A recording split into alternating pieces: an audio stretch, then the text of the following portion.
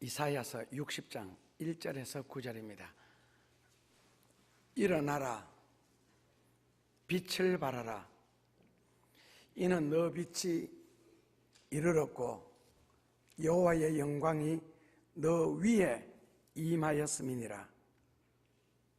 보라, 어두움이 땅을 덮을 것이며 캄캄함이 만민을 가리우려니와 오직 여호와께서 너 위에 임하실 것이며 그 영광이 너 위에 나타나리라. 열방은 너 빛으로, 열왕은 비치는 너 광명으로 나오리라.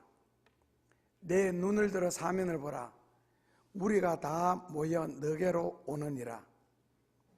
너 아들들은 원방에서 오겠고 너 딸들은 안기워 올 것이라. 그때에 너가 보고 희색을 바라며 너 마음이 놀라고 또 화창하리니 이는 바다의 풍부가 너게로 돌아오며 열방의 재물이 너게로 옴이니라. 허다한 약대 미디안과 에바의 젊은 약대가 너 가운데 편만할 것이며 스바의 사람들은 다 금과 유향을 가지고 와서 여호와의 찬송을 전파할 것이며 게달의 양무리는 다 너게로 모여오고 너와 요사의 수양은 너게 공급되고 너단에 올라 가까이 받음이 되리니 내가 내 영광의 집을 영화롭게 하리라. 저 구름같이 비둘기가 그 보금자리로 날아오는 것 같이 날아오는 자들이 누구뇨? 그 섬들이 나를 앙망하고 다시스의 배들이 먼저 이르되 원방에서 너 자손과 그 은금을 아울러 싣고 와서 너하는 여호와의 이름에 드리려 하며 이스라엘의 거룩한 자에게 드리려 하는 자들이라. 이는 내가 너를 영화롭게 하였습니다. 아멘. 리처드 바커가 썼는 갈매기의 꿈이라는 책들을 여러분들도 다 읽으셨죠? 아마 학생 시절에 많이 읽는 책일 겁니다. 학생들에게 상당하게 도움이 되는 내용이 있습니다. 거기 보면 이제 조나단이라는 주인공이 나타나는데 역시 갈매기입니다. 갈매기 이야기니까요. 근데 그 조나단이라는 그 갈매기는 한마디로 말하면 고독하고 그리고 선구자 역할을 했습니다. 자기가 같은 갈매기로서 갈매기들의 삶을 보니까 해변가에서 아니면 배들의 주변에서 사람들이 던져주는 그 정도의 어떤 먹이를 먹고 그 다음에는 다시 제자리로 앉고 그리고 어떻게 물고기를 보면은 그거 잡아먹고 다시 제자리로 가서 앉아 쉬고 배고프면 다시. 그러니까 조나단이라는 이 갈매기가 보니까 갈매기들이 생활이 그 배 주변 해변가라는 그 주변에서만 뱅뱅뱅 도는 거예요. 이게 갈매기 인생의 전부냐. 그래서 조나단이 깨닫고 좀 똑똑한 갈매기들에게 이야기를 시작했습니다. 우리는 더 높이 날 수가 있고 우리는 더 멀리 바라볼 수가 있는데 결국 이 말이 문장이 그 갈매기의 꿈의 핵심적인 단어죠. 우리는 더 높이 날 수 있고 더 멀리 바라볼 수 있는데 그래서 우리가 저 바다 건너편으로 가자 했을 때에 주변에 있는 수많은 갈매기들이 너 미쳤니 돌았니? 결국에는 동료 사회에서 왕따를 당하고 추방을 당합니다. 그 추방당한 그 갈매기 조나단이 큰 슬픔을 아는 것은 동료들의 세계에서 왕따당하고 추방당한 것이 아니고 이 모든 갈매기들이 더 높이 날 수 있고 더 멀리 바라볼 수 있는데 그 비상의 영광을 바라보지 못하는 이제 그 아픔에 대한 슬픔이었습니다. 그러니까 그 생활 주변이라는 그 둘러싸고 있는 그 한계, 그 이상을 바라보지 못하는 그 한계 외의 것을 모두 다 거부해버리는 그 안목이 없는 짧은 안목에 대한 슬픔이었습니다. 아이젠하워 대통령이 아이젠하워 육군 사관학교 다닐 때 사회를 하면서 한 번은 교장 선생님이 자기 앞에 오더니 너는 더 잘할 수 있는데 너는 더 잘할 수 있는데. 아시는 것처럼 아이젠하워는 소아마비, 약한 소아마비입니다. 다리에 핸디캡이 있었죠. 그런데 어쨌든 육군사관학교에서 다니는데 그때 교장으로부터 너는 더 잘할 수가 있는데, 이 말이 평생에 그의 어떤 모토가 되었고 좌표가 되었습니다. 무슨 일을 하든지 나는 더 잘할 수 있는데, 결국에는 미국의 대통령을 2번이나 했습니다. 항상 1등만 했던 메가더는 원수로서 인생을, 장군 생활을 끝냈고요. 오늘 우리가 신앙생활을 하는데 조금만 더 잘할 수 있다면, 비록 오늘이 답답하지만 하나님의 약속과 능력으로 내일을 바라볼 수 있다면, 그 갈매기 조나단의 말을 이제 인용하는 겁니다. 조금 더 높이 날고 조금 더 멀리 볼 수 있는데 왜 여기만 머무느냐. 찬송가에 보면은 1960년대에 나왔던 찬송가는 411장인데 지금은 잘 모르겠습니다. 왜 너 인생은 뭐 얕은 곳, 뭐 어쩌고저쩌고 뭐 더 깊은 곳에 안 헤아리고, 그 뭐예요? 응?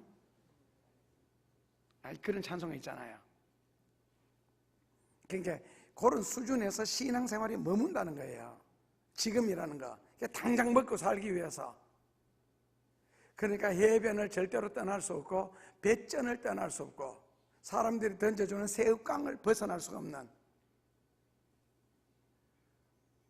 이 슬픔의 저 건너편에는 우리를 기다리는 기쁨이 있다는 것을 바라볼 수 있다면 현재 생활이 과연 슬프기만 할까? 이 자리를 뜬다는 것이 그렇게 어렵고 힘드는 것일까? 나를 붙어서 내 속에 하나님의 형상을 만들어 놓으시고, 그리고 하나님께서 나를 위하여 어떤 일을 하실 것이다 하는 내일에 대한 믿음과 안목이 있다면 과연 이 자리가 현실이라는 것이 그렇게 나를 괴롭히는 것이 될까?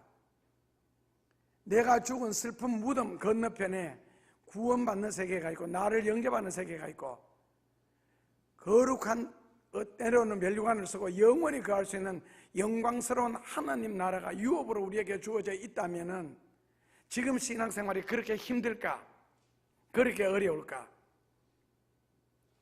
지금의 어떤 헌신과 충성을 통해서 앞으로 다가올 모든 환난을 능히 피하고 인자 앞에 설 수 있고, 그분이 공중에 구름을 타고 오실 때 그분 앞에 설 수 있는 그런 믿음의 안목이 있다면, 지금 내가 신앙생활하는 조건들요, 여러분들은 다 안 좋지요. 첫째로는 교회가 너무 멀다, 하루 이틀도 아니고 다니기가 불편하다, 새벽부터 준비해야 된다. 이것이 과연 그렇게 힘드는 일일까? 주일을 온전히 지키는 게 그렇게 힘듭니까? 그러면 주일은 교회 바로 앞에 5분 전에 10분 전에 갔다가 그때 마치자마자 집에 와서 텔레비전 보고 인간적인 볼일 보고 그렇게 해야 주일을 지키는 겁니까? 주일날 새벽부터 일어나서 머리 감고 교회에 올 준비를 하고, 그리고 밤늦게, 어차피 주일이에요, 늦게 도착하는 것이 그렇게 신앙생활에 억울하십니까? 그러면서 영원한 내일, 하나님의 무한한 약속, 하나님의 어떤 능력, 기적, 그걸 바라보고 계십니까? 그리고 내가 드리는 어떤 기도도 응답받기를 바라십니까? 주일 하루, 주의 날을 주님께 온전히 드리는 지극히 당연한 일을 하는데, 그래서 조금만 요나단처럼 멀리 바라볼 수가 있고 좀 더 높이 날 수 있다면 지금 신앙생활하는 여건에서 얼마든지 벌떡 일어날 수가 있습니다. 그렇게 된다면 지금 내 현실이라는 것에서 원망하고 불평하기보다는 감사하고 기뻐할 수가 있지 않겠느냐, 이 내일을 바라보는 소망 때문에. 그래서 다니엘도 자기에게 닥칠 일을 합니다. 한 달 후에 너는 죽임을 당한다. 알면서도 전에 하던 것처럼 하루에 3번씩 무릎을 꿇고 기도할 수 있었던 이유가 뭐냐? 욥이 자기 생일을 탄식하면서 나를 낳은 태가 저주를 받았다, 그렇게까지 탄식을 하고 한탄을 하면서도, 그러나 하나님을 향하여서는 원망하지 않고 견딜 수 있었던 이유가 무엇일까? 다니엘의 친구들이 풀무불 속에 앞에 붙잡혀 갔을 때 자기를 데리고 간 군인이 이미 불에 빨려 들어가 다 죽는 모습을 보고도 거기서 당당할 수 있었던 이유가 무엇인가? 요셉이 억울한 일을 수도 없이 겪으면서 그 인생을 겪을 때 무엇인지는 모르지만 현실에 적응할 수 있고 견딜 수밖에 없는 그 능력은 무엇 때문에, 무슨 구석이, 무슨 믿을 만한 것이 있었기 때문일까? 결국 다니엘이든 욥이든 요셉이든 우리든 뭔가 계속 겪고 있는 일들 속에서 무슨 이유인지는 모르지만은 견딜 수 있는 힘이 있고 기다릴 수 있는 힘이 있다면, 여기서 조금 더 욕심을 낸다면은, 좀 더 높이 날고 좀 더 멀리 볼 수 있다면은 지금이 그렇게 괴롭고 힘든 것이 될까? 기침 한번 하는 것이 그렇게 큰 일이고 머리 잠시 아픈 것이 그렇게 고통스러운 일일까? 내가 잠시 세상에서 걱정하고 근심하고 하는 일들이 그렇게 괴로운 일이 될까? 조금만 높이 날고 조금만 더 멀리 바라볼 수 있다면, 결국 욥이든 다니엘이든 요셉이든 하나님은 그들을 외면하지 아니하셨고 그들의 믿음대로 모든 것을 이루어 주셨으되 그들이 상상할 수 없는 정도로 이루어졌습니다. 그래서 상상할 수 없는 정도의 축복을 받거나 자기도 깜짝 놀랄 만할 정도로 이 정도까지는 몰랐는데 라고 깨우쳐 주는 단어가 오늘 본문에서는 4절에 그 단어가 나옵니다. 어떤 단어예요? 그 두 개가 나오는데 첫째로는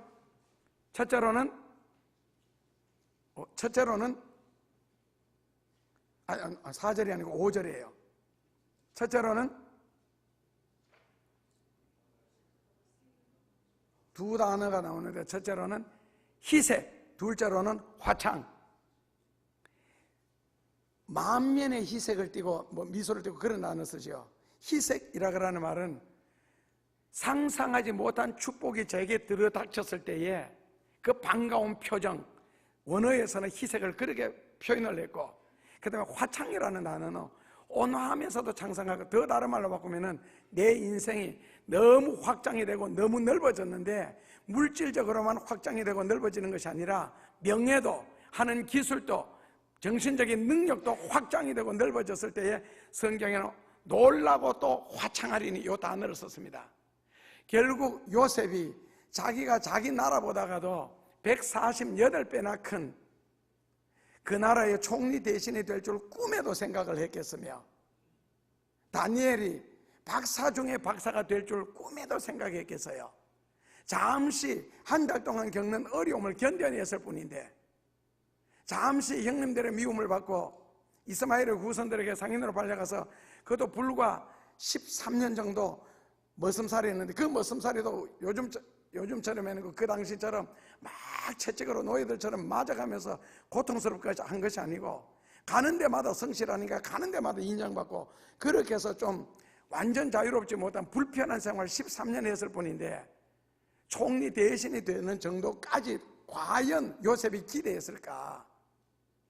그러나 하나님은 그들에게 화색과 희색이 돌도록, 화창할 수 있도록 까지 기뻐하도록 만들어 주셨습니다. 그렇게 요란하게 신앙생활 안 했는데, 우상 숭배하지 말라는 단순한 말 그 한 구절 붙잡고 40일 동안 갇혀 있는 것도 아니고, 그리고 기도하면서 날마다 자기 생활 다 하면서 그거 견뎠을 뿐인데, 정신적인 스트레스는 대단했겠죠. 그래도 그러나 그 정도 겪어서, 한 달 겪어서 박사 중에 박사가 되고 13년 고생해서 자기 나라 보다가도 엄청난 그런 나라에서 총리 대신을 그것도 70년 동안 누렸고, 그리고 그 후손들이 그때부터 200년 동안 누린다면 괜찮지 않습니까? 이 정도 투자는. 교회가 뭡니까? 기도하기가 귀찮습니까? 교회에 오는 게 힘이 되십니까?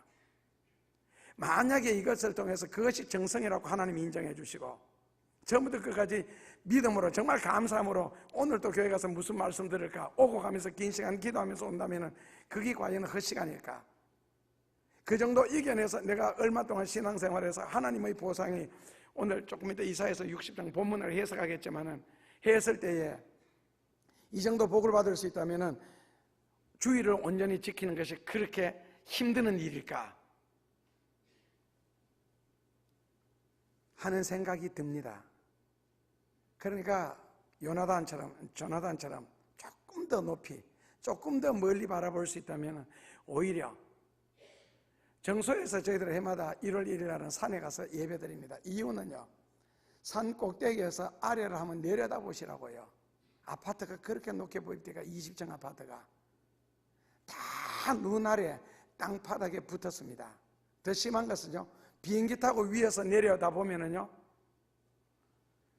30층 아파트인지 1층 단층집인지 똑같습니다. 위에서 지붕만 보입니다. 좀 더 높은 곳에 올라가면, 좀 더 멀리 생각할 수 있다면 현실에 매이지 않는다는 뜻입니다. 그래서 오늘 본문에서는 해석하기보다는 성경을 읽기만 할지라도 훨씬 더 은혜가 될 수 있고, 그리고 특별하게 해석할 말이 없습니다. 오늘 이사야서 60장 1절에서 9절에 보면은 2절만 앞에 조금 어두운 캄캄한 단어가 나오고, 그리고 1절부터 9절까지 전체가 성경에 굉장히 건전하고 밝고 축복된 내용으로 가득하게 채워놨습니다. 다시 한번 읽고 마치겠습니다. 60장 1절입니다. 일어나라.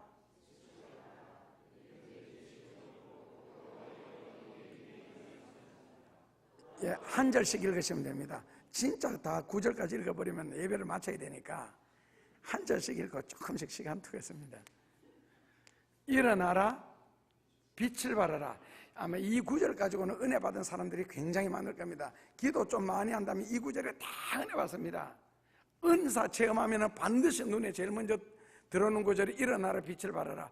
조금 더 아는 분들은 이는 너 시대가 이르렀고 거기까지만요. 그 다음에는 모릅니다. 일어나라, 빛을 발하라. 그런데 이것이 역사적인 배경이 있습니다. 그리고 역사적인 조건이 있고요. 역사적인 배경은 바벨론에서 지금 포로 생활하다가 지금 예루살렘으로 돌아와야 되는 그 시점입니다. 그 다음에 그 다음 절, 너 하나님의 영광이 너 위에 임하겠고, 그리고 9절 제일 끝에 뭐가 있습니까? 내가 너를 영화롭게 하리라. 하나님의 영광이 너 위에 임하는 것은 1절에는 하나님의 영광이 너 위에 임하겠고, 2절 마지막 줄에는요 하나님의 영광이 너 위에 나타나겠고, 그리고 3절에는요 열방은 너 빛으로, 열왕은 비치는 너 지방으로 나오리라. 그냥 그렇게 읽죠. 뭐 여기서 광명이라 그러니까 너무 노골적인 것 같아가지고 이 광명이라는 단어가 성경에 32번 나옵니다. 다 좋게 나옵니다. 한 곳 빼놓고는요. 그리고 이 마지막에 나오는 단어는 요한계시록 22장 16절에 보면은 예수 그리스도는 광명한 새벽별이라. 그래서 예수 그리스도를 광명으로 표현했습니다. 그리고 여기에는 광명천지입니다. 우리가 있는 곳이에요. 이 광명천지라는 단어가 좋아서 광명천지 한나라교회를 세웠습니다. 이게 이란이 된 겁니다. 광명천지라는 단어 때문에 할렐루야 해야 됩니까? 이때는 주여 해야 됩니까? 기가 막혀서 사람들 머릿속에 단어를 몇 개 넣어놓고 삽니까 도대체? 그렇게 이해력이 없어서 지나가겠습니다. 그래서 어쨌든 60장 1절에서부터 9절까지 보면은 정말 축복이 엄청난 내용입니다. 이제 풀어나가면 더 하겠지만은, 그런데 이런 엄청난 축복을 받는 일에 대해서 역사적으로 볼 때 조건 하나를 걸었습니다. 딱 조건 한 가지입니다. 그게 뭔지 아시겠습니까? 성경적으로 너 신앙을 회복해라. 아주 간단합니다. 성경적으로 신앙생활해라.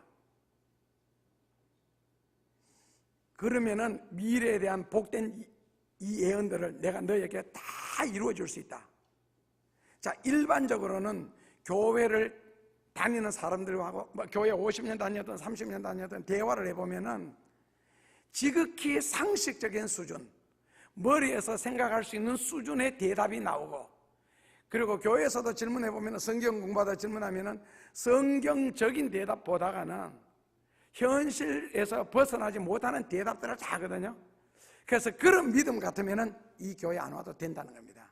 그런 정도 신앙생활 할 것 같으면은, 항존직이 돼가지고 결혼식 때문에 주일 성수 못할 것 같으면 이 교회 안 다니셔도 됩니다. 적어도 항존직이 돼서 보석 집사가 돼서, 그게 일반적인 교회에서는 얼마든지 용납이 되고 이해가 되는 일들이거든요. 그래서 이 이런 내가 엄청난 축복을 60장 1절에서부터 9절까지 언제 주셨느냐? 바벨론의 포로 생활하는 이스라엘 백성들에게 지금 예언하는 내용입니다. 너가 지금 곧 바벨론으로 돌아갈 것이다. 내가 돌아가게 할 것이다. 그래서 종노릇하는 너희들, 포로 생활하는 너희들을 바벨론으로, 예루살렘으로 회복시키기 위해서 이사야서 40장에서부터 하나님이 작업을 하죠. 누구에게요? 바벨론 왕 고레스에게요. 그래서 고레스가 전쟁하도록 마음을 충동질합니다. 하나님이 역사적으로 보면요. 그래서 고레스가 전쟁하지 않고는 견딜 수 없도록 만드는 거예요. 그래서 이 나라 저 나라부터 계속 전쟁을 하는데, 전쟁을 할 때마다 무조건 이기도록 만듭니다. 심지어는 쇠 막대기로 문이 잠겨 있을지라도 내가 가서 미리 열어놓으리라, 그 정도로요. 그렇게 해서 하나님이 고레스 왕이 공격하는 나라마다 다 승리하도록 해서 우리나라 강원도보다도 적은 저 이스라엘 나라, 팔레스틴 땅, 저 정도는 포기해도 되도록 그렇게 하나님이 많이 고레스를 축복하십니다. 그리고는 고레스 마음속에 내가 이 유대인들을 해방시켜줘야지, 돌려보내야지. 왜? 아무것도 아니니까, 얼마 되지도 않으니까. 그래서 하나님이 그 고레스 왕에게 하시는 말씀이, 너는 나를 모를지라도 나는 너에게 이렇게 엄청난 축복을 해주겠다. 나는 뱃속에 너가 짓기 전부터 내가 너를 구별했다. 불신자 고레스 왕에게 하나님이 하시는 말씀입니다.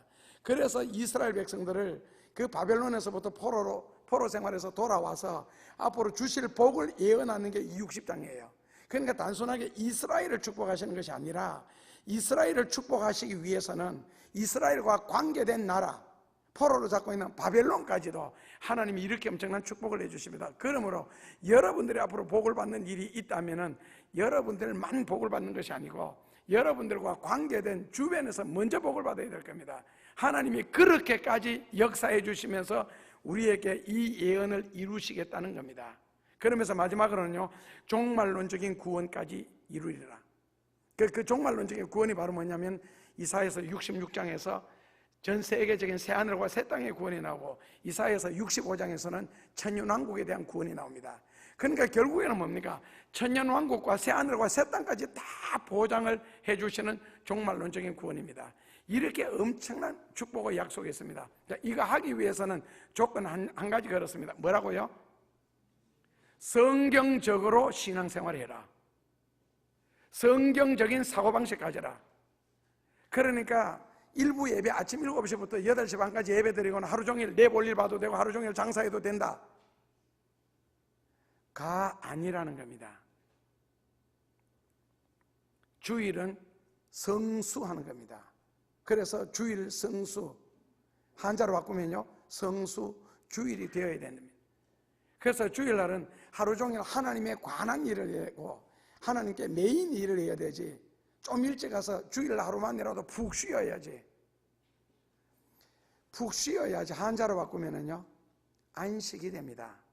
원어에서, 히브리 원어에서 안식은 찬송을 부름으로 안식을 하고, 기도를 함으로 쓰임을 얻고, 말씀을 들음으로 쓰임을 얻고, 그 다음에 갈 길을 인도받고, 거기에 안식이 있다. 자, 장사하면서 돈을 잘 벌 때 안식이 돼요. 손님 한 명도 없이 식당 한다고 가정했을 때 하루 종일 날아다니는 팔이나 관찰하는 게 안식할 것 같아요.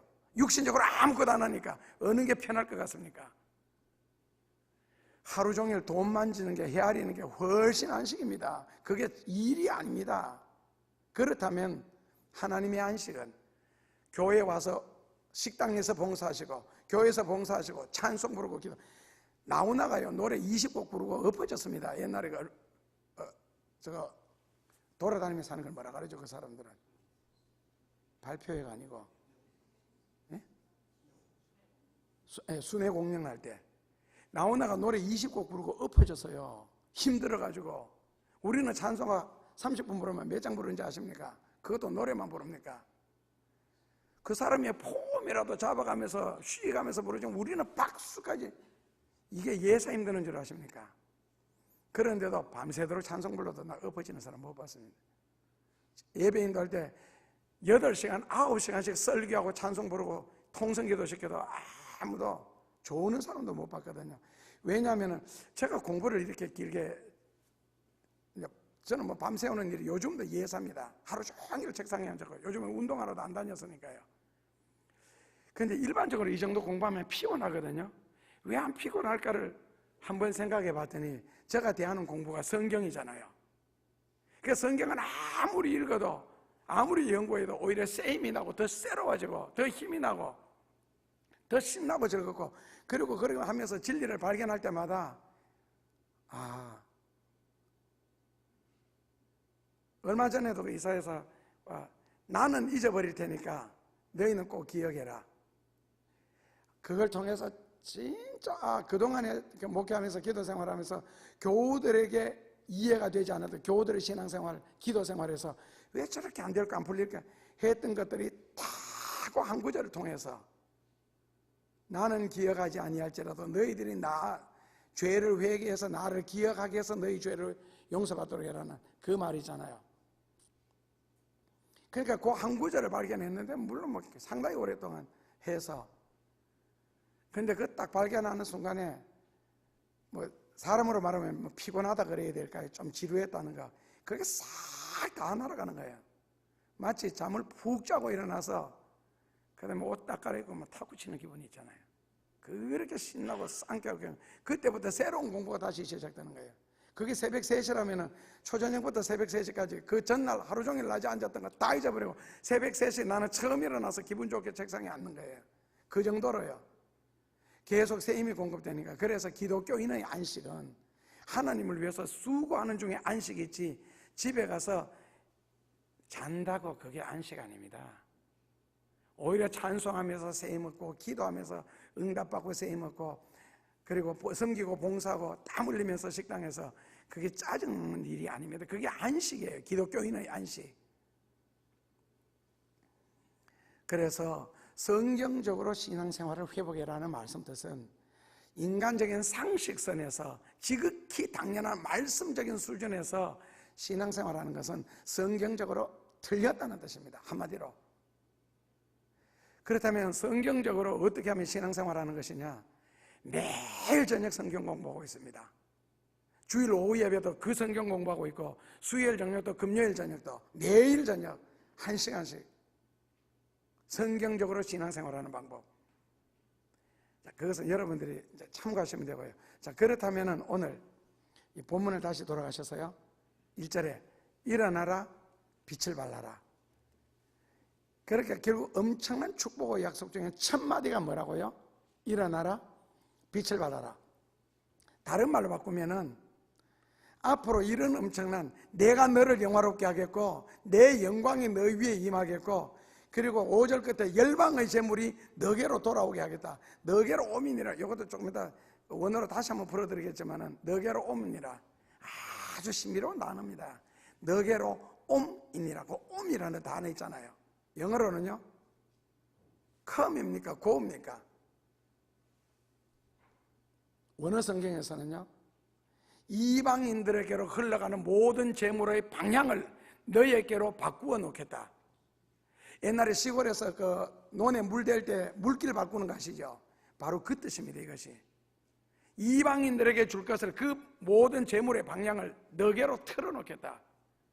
자, 내가 너를 영화롭게 하리라. 영광이 너 위에 임하리라. 영광이 너에게 나타나리라. 그리고 모든 재물의 방향까지 이런 복을 주시면서 이런 복을 받을 사람이 바로 사명을 느끼라는 겁니다. 일어나라 빛을 발하라.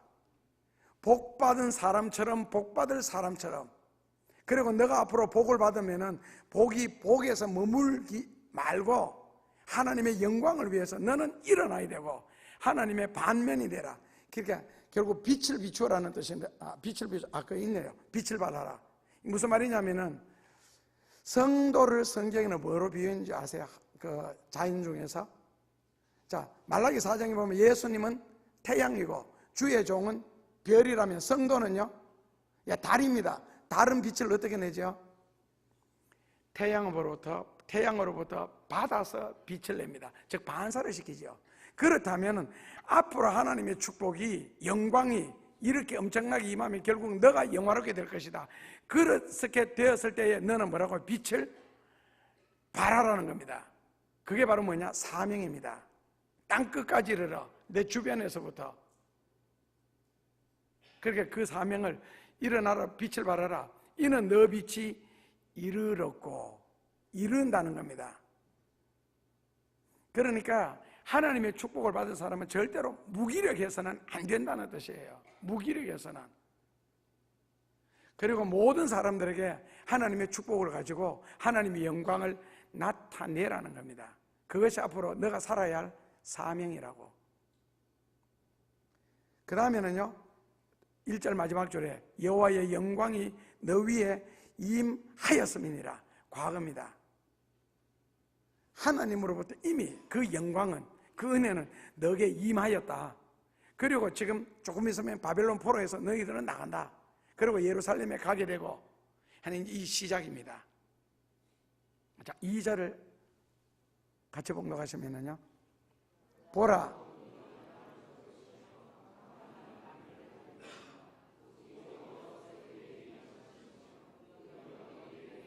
어두움이 땅을 덮을 것이며 캄캄함이 만민을 가리우려니와, 어두움이 온 땅을 덮고 캄캄함이 만민을 가리우려니와 오직 하나님께서 너 위에 임하실 것이니 그 영광이 너에게 나타나리라. 그렇다면 성경적으로 신앙생활을 하지 아니하는 사람들에게는 어두움 가운데 머물 수밖에 없고, 성경이 말하는 어두움이라는 뜻은 반드시 심판을 전제로 하는 단어입니다. 그러니까 결국 성경적인 신앙생활을 하지 못하게 되면 성경을 가지고 하나님이 심판할 때 심판을 받을 수밖에 없다는 겁니다. 나 주일날 교회 갔는데요, 나 예수 믿었는데요. 하나님의 질문 간단합니다. 성경적으로 교회 갔니? 성경적으로 예배 드렸니? 그럼 성경적으로 예배 드리는 게 뭔데요? 성경에 보면은 하나님이 이런 식으로 예배 드리는 건 나 거부한다.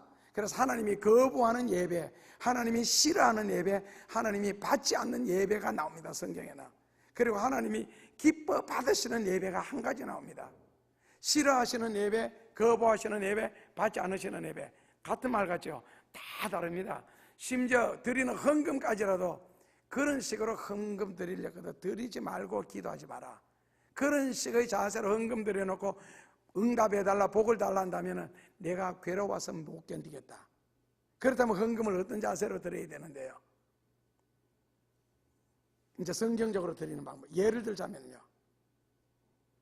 그래서 이런 식으로 성경이 우리에게 좀 말씀합니다. 그러니까 내가 교회 갔는데요, 그러니까 두 가지입니다. 내 편에서 하나님을 잘 믿는 사람이 있고, 하나님 편에서 내가 너를 믿겠다. 내 편에서 하나님 아무리 잘 믿어도 너는 아니야.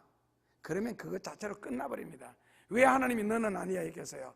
내가 주의 이름으로 귀신을 쫓아내고 주의 이름으로 능력을 행하고 주의 이름으로 선지자 노릇을 하였나이다 할지라도, 예수님이 대답하여 가라사대 나는 도무지 너희를 알지 못하나니 내 앞에서 떠나가라. 마태복음 7장 21절입니다. 분명하게 주의 이름으로 귀신을 쫓아내고 주의 이름으로 능력을 행하고 주의 이름으로 나 목회했습니다. 나는 너 모른다. 왜? 성경적으로 하지 않는 자들이요. 성경에는 그렇게 답이 나옵니다. 성경적으로 안 했다는 겁니다. 기도도 마찬가지입니다. 내가 기도드리면 하나님 응답해 주시겠지. 천만에요. 그래서 그런 식으로 기도하면은 나는 절대로 네 기도 듣지 않겠다. 성경에 13가지가 나옵니다. 어떤 식으로 기도드리면 도대체 하나님이 듣지 않을까? 13가지요. 저녁 시간에 항상 공부하고 있습니다. 13가지 모아서 따로 다시 한번 더 하겠습니다. 하나님이 어떤 예배를 싫어하시는지, 어떤 예배를 거부하시는지, 어떤 예배를 안 받으시는지, 어떤 기도는 안 들으시는지 17가지 합해서요 한번 정리해 드릴게요.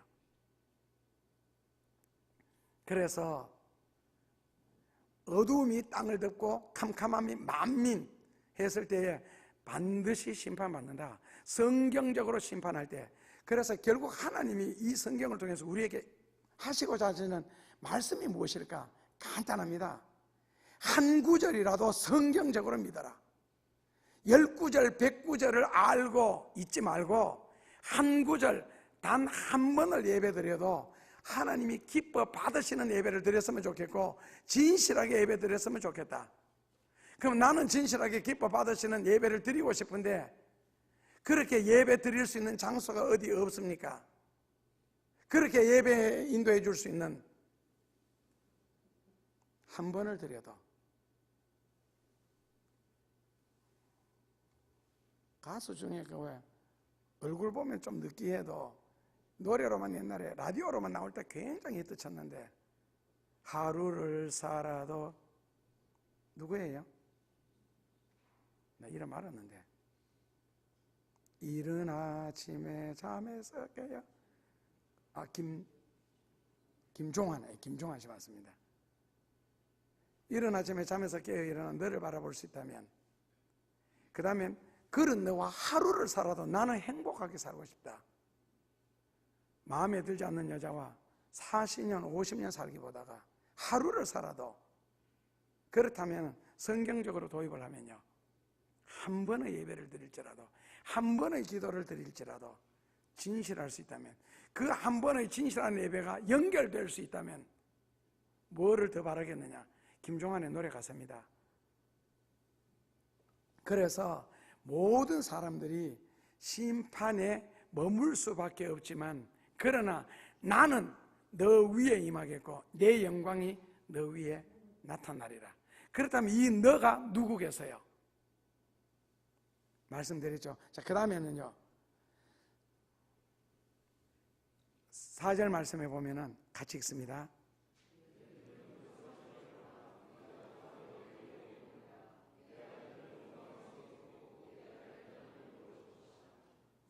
그 3절에 열방은 내 빛으로 열방은 비추는 너 어디로 나오리라? 이 광명은 오해하시면 안 됩니다. 광명 아시죠? 지방이 아니고 광명입니다. 자, 4절에 너 눈을 들어 사면을 보라. 동서남북 다 쳐다보라. 우리가 다 모여 너게로 오느니라. 저는 이 구절을 국민학교 6학년 때 깨달았습니다. 그때 기도하면서 이 구절을 보고 무엇을 생각했느냐 하면은, 앞으로 내가 목회를 해야 되고, 물론 늘 육사 가서 장군이 되어가지고 정군 신자 운동하려고 하는 것이 소원이었고요. 내 소원은 그랬는데 고3 때까지는. 그러면서 한 면에는 목회에 관한 기도 굉장히 많이 했습니다. 어디서 써든지 앉든지 입에서 한없이 줄줄 나오게 하시고 부터 시작을 해서요. 근데 이 사람들이 너게로 모여오겠고 하는 이게, 그렇다면 내가 앞으로 만약에 주의 일을 한다면은, 주의 일을 하면 이러한 식으로 할 텐데, 그러면서 벌써 많은 부분들이 지나가는 걸 보면서, 그렇다면은 이 일에는 엄청난 돈이 필요하겠고, 그렇다면 그 돈은 하늘에서 내려줄 리는 마음하고, 제가 그 산에 올라가서 그 산 좀 등성 꼭대기에 딱 무릎 꿇고 월요일부터 토요일까지 금식한 적이 있습니다. 물 한 병만 딱 들고 올라가서, 그러니까 물도 마음껏 못 마시는 상태에서 딱 한 병 들고 올라갔거든요. 일주일 동안 딱 기도 제목 한 가지 가지고만 했습니다. 저는 될 줄 알았습니다. 왜? 내 정도니까. 그게 뭐냐면은, 하나님 천국 자갈 하나만 내려주시옵소서. 딱 요 문장요. 일주일 내내 주여 천국 자갈 하나만 내려주옵소서. 천국 자갈이 뭔지 아시죠? 요한계시록 20장 이후에 보면은 자갈도 12가지 보석입니다. 그래서 자갈을 주시되 하나님이 들어서 내한테 정확하게 던져줄 그 정도 제가 잽이 되지 않으니까, 주님 그냥 천국을 거니시다가 발로 툭 차주시면 그게 내 앞에 정확하게 떨어질 겁니다. 저는 하나님 능력 그 정도 믿습니다. 왜냐하면 우주선을 달나라에 도착하는 것은 남산 꼭대기에서 63빌딩에 콩을 넣고 총을 쏘아 맞추는 정도의 정확도가 있어야 우주선을 달나라에 도착할 수 있습니다. 그러면은 사람은 이미 우주선을 달나라에 도착시켰습니다. 사람도 이 정도인데 하나님이 발로 툭 차가지고 태평양 바다에 떨어뜨린다, 아니면 뭐 남한뼈 떨어, 저는 그거 믿지 않습니다. 그래서 하나님 천국 자갈 하나만 툭 차주시옵소서. 그리고는 무엇을 계산했느냐? 자갈 생겼습니다. 그 다음에 보석시장, 세계 경매시장에 딱 내놓으면 이거 뭐냐? 천국 자갈이다. 보석 전문가들 보면 벌써 압니다. 세상 보석과는 다르잖아요. 그래서 어떻게 얻었나? 이렇게 기도해서 얻었다. 그래서 그 다음에 이거 얼마짜리냐? 이제 너가 감매겨라. 호주에서 그 운석이 하나가 떨어졌는데 얼마 크지 않습니다. 큰 떡덩이 많은데 그것이 값으로 계산이 안 된대요. 운석 하나도. 그렇다면 하늘나라의 자갈인데 이 값으로, 그러면은 그 돈을 가지고 그 다음에 할 일을 쭉 계산을 하고 그 다음에는 세계 여러 나라에서 간증하러 오라. 그러면 비행기 타고 가서 내가 간증할 것 계획을 완벽하게 했습니다. 그리고는 월요일부터 토요일 저녁까지 해지는 시간까지요. 주여 천국 자갈 하나만 주시옵소서. 제가 하나님한테 여러 번 속은 게 있습니다. 뭐냐면 하나님의 작전에 말려 들어가는 거 있잖아요. 하나님은 딱 들어보시고 하나님이 불리하다 싶지요. 절대로 응답 안 합니다. 월요일 날 낮에 하셔야지 나 못 주겠다고. 그러면 내려가서 다른 기도를 하든지 아니면 성경 공부를 하든지 전도를 하든지 그때도 개척교회 할 때니까요. 그렇게 할 텐데 왜 토요일 저녁까지 견디셔요? 말씀 안 하시고. 결국 토요일 저녁에 해질 무렵에 제가 집에 돌아간 이유는요. 내일이 주일이니까. 그래서 스스로 포기하도록 만들고 스스로 지치도록 만들고 그놈 자갈은 아직까지 안 내려왔습니다. 그 벌써 몇십 년이 지났는데 스스로 지치도록 포기하도록 만드시는 거 있잖아요. 그런데 천국 자갈 안 주셨어요. 그런 것도 안 주셨고 그리고 대천 해수욕장에 가서 물 위를 걷겠다고 그렇게 알뜰하게 기도하고 바다 위를 걸었는데도 그때도 12월 달에 하나님이 나를 물에 빠주셨고 결국 물 위를 못 걷고 물 속을 걸었거든요. 그래서 배꼽까지 왔을 때 다시 나와서 뿔이 나가 전도 포기하고 집에 온 적도 있었고요. 그게 벌써 오후 시간이었으니까. 그런데 너 눈을 들어 사면을 보라. 무리가 다 모여 너게로 오며. 그래서 그 6학년 때 그런 기도를 했는데 중학교 1학년 되었을 때 다시 막 기도하는 도중에 앞으로 사람이 너게 얼마나 몰려오리라 하는 그 장면과 그 다음에 구체적인 숫자까지. 그런데 그 시대는 그 정도 교인 수가 있는 교회가 없었습니다. 전 세계적으로. 그래서 하나님 저것은 잘못된 것 같습니다. 그렇게 생각한 적이 있었는데 우리나라에 실명될게요. 아내에게 바치는 노래 아시죠? 그 노래가 뭐 아니에요? 가수 이름이 아내에게 젖은 소원 내처라고 하는 거 이거 있잖아요. 살며시 만져본 순간은 그 노래가 너무 히트치자 김희갑 씨가 남편에게 바치는 노래를 다시 작곡을 했습니다.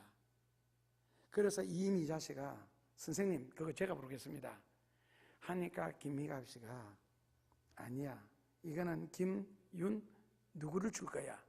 그리고 그 처녀가 시집갈 때 그 결혼식장에서 남편에게 이 노래 불러주도록 할 거야 하는 그 김윤 그 누구가 드디어 응답을 받았습니다. 그래서 시집 오려고 작정을 했습니다. 그런데 만나기 전에 기도했습니다. 하나님, 내가 만날 이 목사님 능력이 어느 정도입니까? 그리고 어느 정도 하나님의 연단이 더 남았습니까?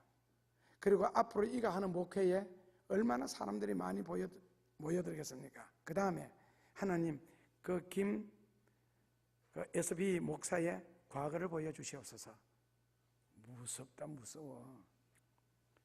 내 과거를 보여달래.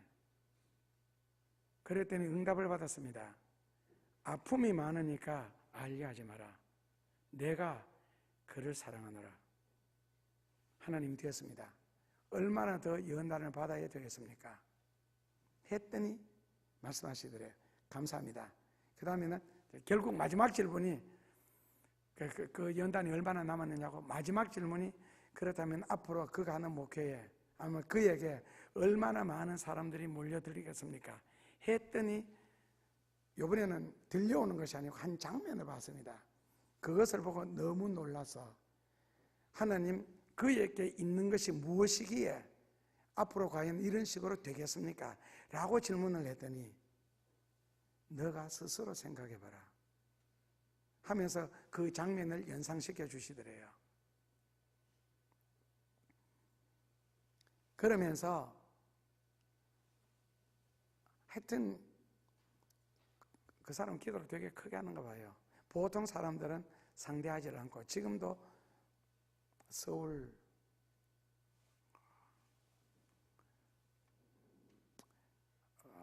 강남에서 성남 가는 그쪽에 있는 구가 무슨 구예요? 송파구요. 지금 거기서 목회하고 있습니다. 그것도 이제 나이 많이 늙었겠네요. 여잔데, 처녀인데. 그리고 주로 기도하는 상대 대상은 기업가들, 그리고 정치가들, 그 다음에 국회의원들, 그 사람한테 기도 받으러 오는 사람들이에요. 그분이 저 기도를 그렇게 했대요. 그런데 너 눈을 들어 사면을 보라.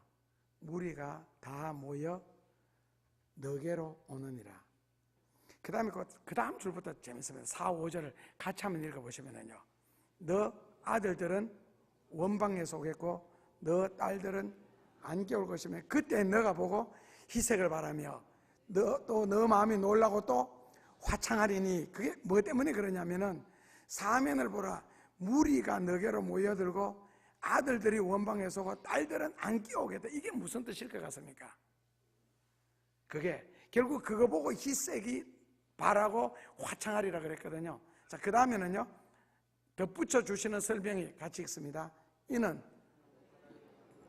바다의 풍부가 너게로 돌아오며 열방의 재물이 너게로 오리라. 열방의 재물과 바다의 풍부가 너게로 오리라. 남에게 가는 것도 아니고. 그게 이게 이제 너게로 오민이라 그러는 말은 아까 말씀처럼 축복의 방향을 말하는 겁니다. 너가 믿음 생활만 바르게 할 수가 있고, 내가 하나님 앞에서 특별히 타락을 해서 멀어지지만 않는다면 이방인에게 가든 재물조차도 방향을 너게로 틀리라. 다른 사람 논에 들어가는 물조차 너 논의 물길을 대해주리라. 그런데 원어의 뜻은 여기까지만 아니에요.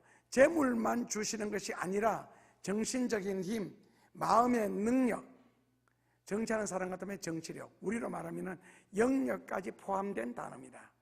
그러니까 정신적인 능력, 정신적인 능력은요, 누구하고 말할 때 감동시키는 능력부터 시작해서요.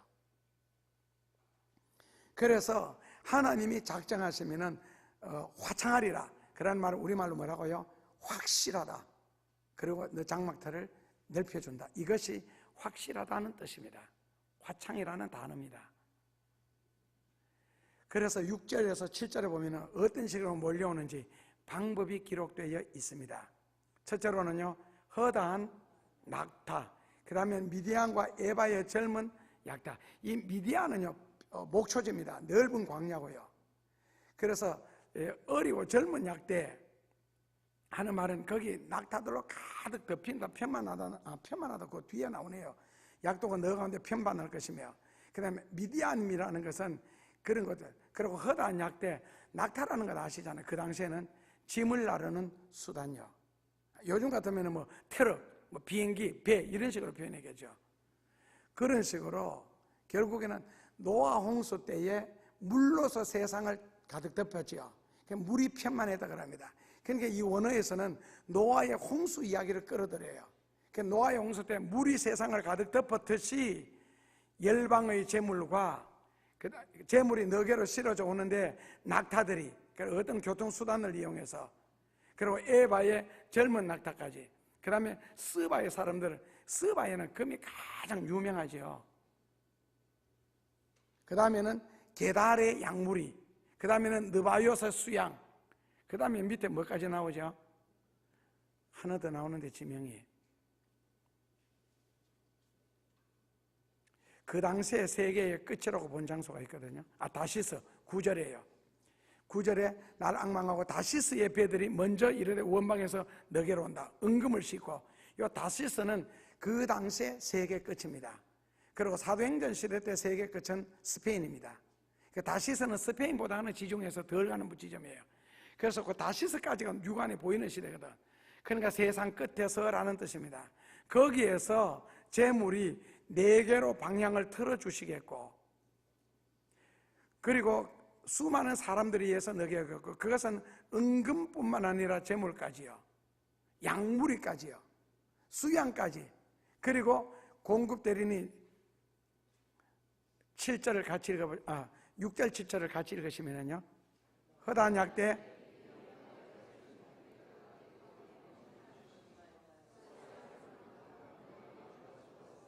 여호와의 찬송을 전파할 것이며, 그러니까 이런 복을 주시는 이유도 뭐라고요?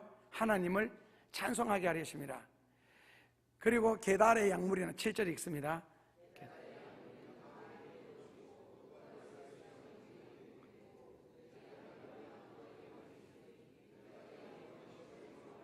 예, 거기도 다 너게로 전부 다 너게로입니다.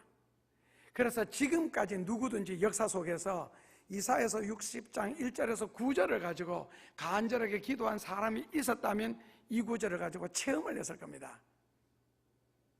없었더라면 이제는 여러분들 차례입니다. 그러니까 감정에서 우러러 나오는 하나님 내 아들 잘 되게 하시고 내 사업이 잘 되게 하시고 그런 막연한 기도 응답 안 됩니다. 근거가 없잖아요. 내 아들 잘 되라, 내 사업 잘 되라. 그건 여러분들의 소리지 하나님의 말씀이 아니잖아요. 그래서 응답이 되지를 않습니다. 왜? 내 감정에서 나오는 거잖아요. 근거가 없잖아요. 내 아들 잘 되라는 근거가 없잖아요. 여러분들의 기도에. 그래서 내 아들이 잘 되어야 할 이유, 그 창세기 12장에도 바로 나오잖아요. 우리가 이미 누차 성경을 통해서 공부한 바가 있고요. 왜 잘 돼야 돼요? 내 아들 때문에, 내 자녀 때문에 세상 모든 열방이 복을 받아야 되기 때문에. 그래서 내 자식이 잘 돼야 되고 너가 잘 돼야 할 이유도 오늘 하나님의 찬송을 하고 그 다음에 뭐라고 7절 끝에 보면은 내가 내 집을 즉 성전을 영화롭게 하리라. 그래서 어떠한 복을 받을지라도 성전과 관계되지 않고 하나님을 영광 돌리는 즉 찬송을 하는 일에 관계가 되지 않는다면 그 축복은 돈 몇 푼 더 벌어가지고 편안할 수 있지만 성경적으로는 저주입니다. 성전과 관계되지 않는 축복, 하나님의 찬송과 관계되지 않는 축복은 저주입니다. 결국 끝에 가서 그렇게 당할 겁니다. 그래서 너가 앞으로 이런 엄청난 복을 받고 모든 재물이 너에게로 쏠려오고 수많은 사람들이 너에게 모여들지라도 너 얼굴이 희색을 바라고 너 얼굴에 화창하겠다. 그러나 너 마음속에는 하나님을 찬송하는 일, 성전에서 하나님의 영광을 받도록 하는 일을 잊어버리면 안 된다. 아니면 그 축복이 뭐로 바뀐다고요? 저주로 바뀝니다. 그래서 내가 내 영광의 집을 영화롭게 하리라. 그래서 이건 여러분들의 사명입니다. 그렇다면 어느 정도 몰려올까요? 8절에 답이 있습니다. 읽습니다. 날아오는 것 같이 날아오는 자들이 누구뇨? 구름처럼 비둘기처럼 섬들이 나를 앙망하고 9절입니다. 다시스의 배들이 세상 끝에서도 먼저 이르되 원방에서 너 자손과 그 은금을 아울러 싣고 와서 너 하나님 여호와의 이름에 드리려 하며 헌신이죠. 선교고 이스라엘의 거룩한 자에게 하나님 드리려 하는 자들이라 이는 내가 너를 영화롭게 하였음이니라. 꼭 이런 말씀을 근거를 두고 여러분들이 기도하시다가 이 말씀에 현실적으로 체험하는 그 현실에 있어서 주인공이 될 수 있기를 주님의 이름으로 축원합니다. 예수님 감사합니다. 생각하기에도 벅찬 말씀입니다. 과연 이렇게 될까 의심까지 가는 말씀입니다. 그러나 하나님은 한 번 말씀하신 후에 시건치 아니하시고 내 말이 이루어지지 않고는 결단코 내게로 돌아오는 법이 없느니라는 그 말씀을 아울러 되새기며 이 말씀대로 이제부터 금년부터 이 말씀대로 살려고 노력하는 하나님이 인정하는 성도들에게 꼭 이루어 주옵소서, 이루어지게 하옵소서. 예수님 이름으로 기도합니다.